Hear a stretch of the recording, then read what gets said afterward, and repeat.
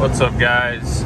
I just thought I'd show you this video on my LBZ. It's a 2007 Duramax LBZ, and I just installed the Mishimoto transmission cooler on it, and right now it's 92 degrees outside, probably more like 95. Normally my transmission temps would be at close to 200 right now with the stock cooler, and as you can tell, it's sitting at 163. I've been cruising for about 45 minutes now, and it has not budged past like 165.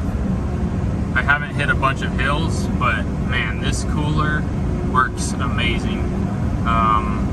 It's at least a 20 degree drop, if not a 30 degree drop from factory.